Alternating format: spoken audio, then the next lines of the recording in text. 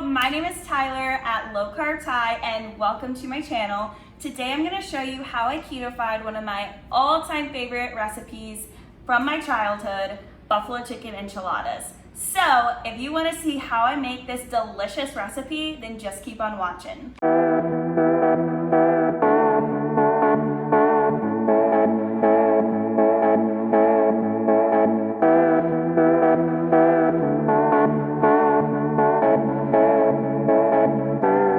Welcome to my channel. My name is Tyler, or Ty, and I created Low Carb Thai so that I could share all of my ketofied recipes with you guys and tips on lazy keto. So if you never want to miss a video from me, make sure to subscribe to my channel and press the little bell to get all notifications of when I post. But if you want to see me daily, go follow me over at TikTok and Instagram. It is at Low Carb Thai. And if you need a support group, I also have one of those too on Facebook. It's called Ketofied Life with Ty. So let's get into today's video. So today we're making one of my all-time favorite childhood recipes, buffalo chicken enchiladas. I feel like when I was in high school and my mom started to make this, we always requested it for special occasions because we just felt like it was a decadency. I thought it was like this intricate recipe and it just because it felt like it. You have your cheese, you have your buffalo sauce, you have its tortillas and the sauce that goes on top. I mean, it's phenomenal, but that version is definitely not keto. And when I started to cook, she showed me how to make it anyways, and it was way easier than I thought. So when I was looking to ketofy this recipe, there were only really two things that I had to change to make it keto friendly because of the carb content. So I'm gonna show you the first part and we're gonna actually make the ketofied version of it, but it's the cream of chicken condensed soup. We all know if you're on keto that that's definitely a no-go. It has too many carbs. I'm gonna show you.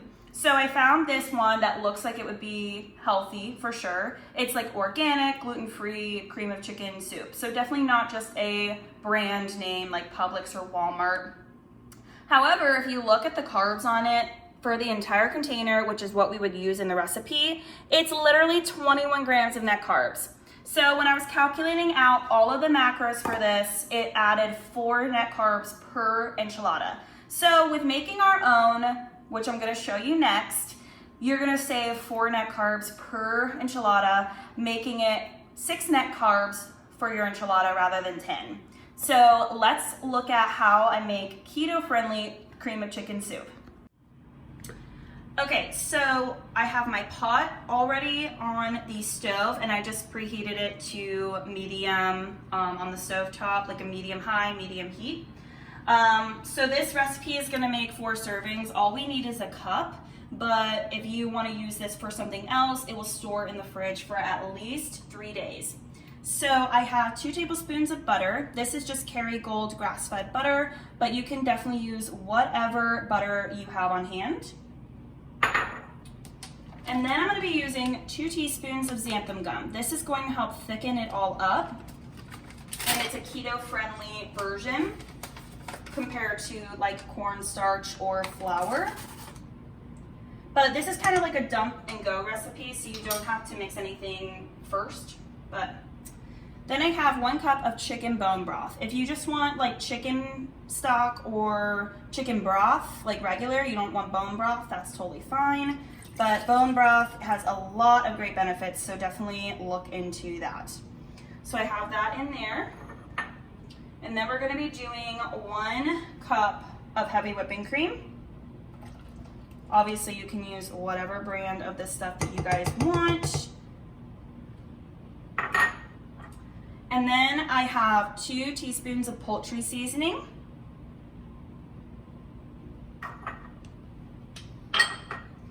And then I just have half a cup of canned chicken breast. It's already minced and diced, that's why I did canned, but if you want to use like a pre-cooked one that you cook yourself, go for it.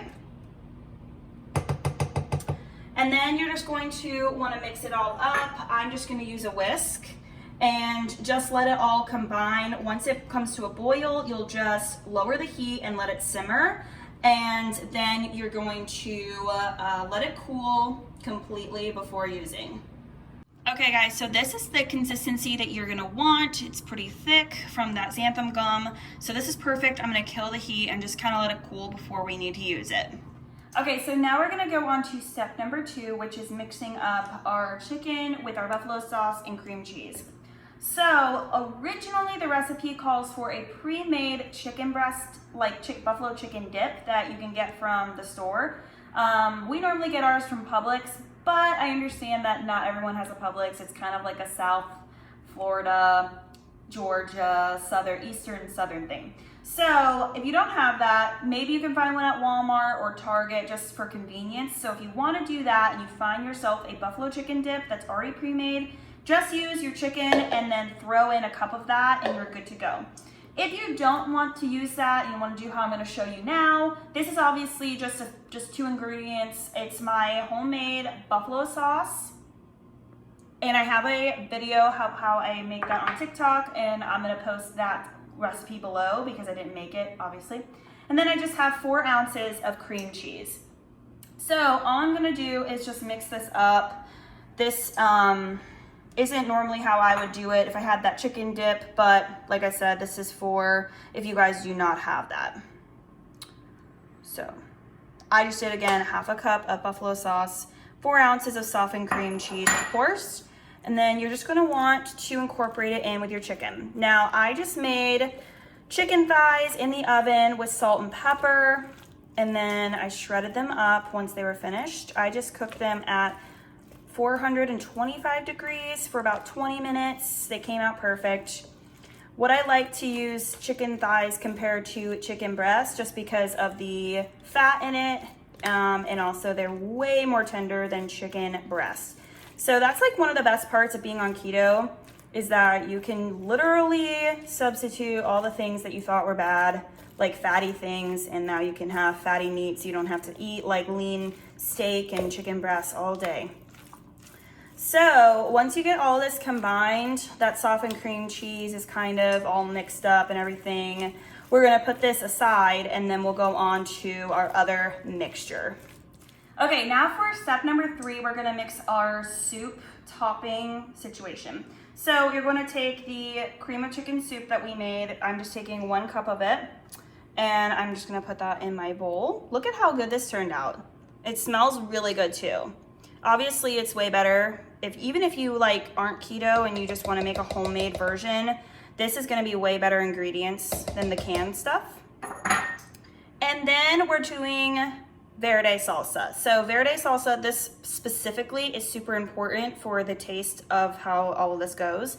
So don't use like a mild or medium. Definitely just use Verde Salsa.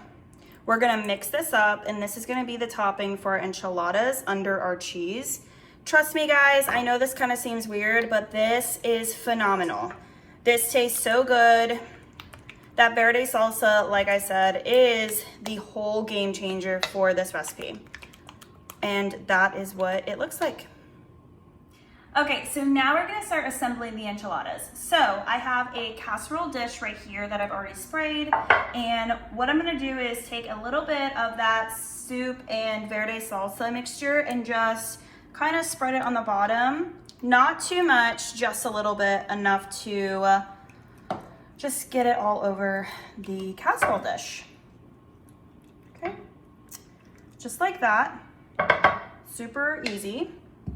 And then for my tortillas, I'm using the Fit and Active brand from Aldi, but you can definitely use like Mission, Carb Balance, anything that you really want. Okay, so we're going to fill these up and start assembling. I'm gonna show you how. So you're just gonna take your tortilla, and I just take a spoon and kind of like scoop in just a little bit of the mixture. It'll kind of look like this. And you want to make 8. You can also make up to 10, so it just is up to you. I make 8. So then you're just going to kind of wrap it up. It doesn't have to be super pretty or anything. And then you're going to put it in your casserole dish, just face down where the crevice like is face down. And now we're gonna do that 7 more times.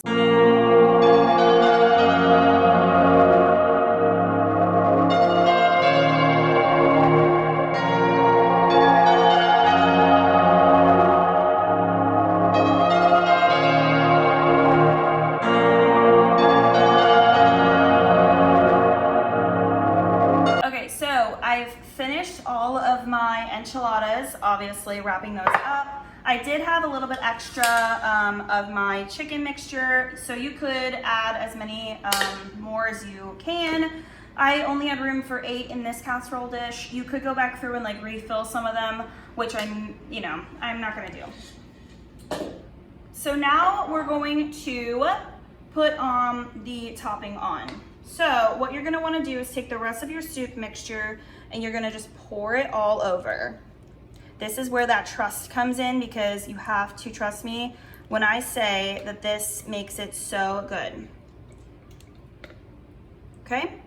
So you're just gonna wanna spread this over all your enchiladas. Okay? Make sure all of these sides and stuff, I mean, they might come out crispy or whatever, and that's totally fine, they'll taste good.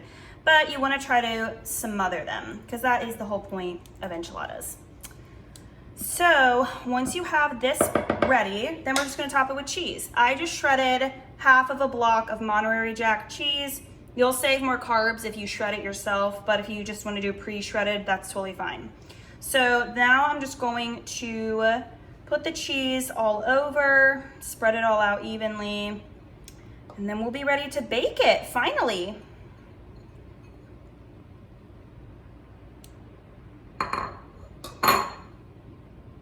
Okay, so what you're gonna wanna do now that you're done with all of that, just take some aluminum foil and you wanna cover this before you put it in your oven. So I preheated my oven to 400 degrees Fahrenheit. And I'm gonna bake this for about 25 to 30 minutes and then it'll be perfect. Guys, I'm so excited because they're done. After 25 minutes in the oven, they're gonna be perfect. So I'm gonna show you guys what they look like. Take the aluminum foil off, just be careful. But oh my goodness. Okay, so 1 enchilada is a serving. It is about 430 calories. It's 27 grams of fat, 23 grams of protein, and only 6 net carbs. You can obviously have 2, and if you want to make 10 of these, it will lower the calories and the net carbs a little bit too, so just keep that in mind. But these are really stuffed, so let's taste test. So let me get this side, because they're super, looks good.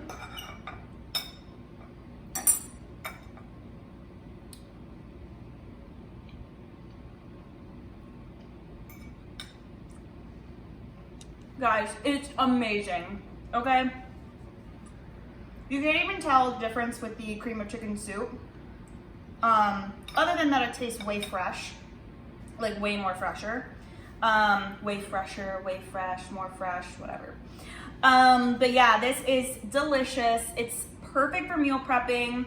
Definitely perfect for a family meal. Again, this was my childhood favorite, so kids will love it.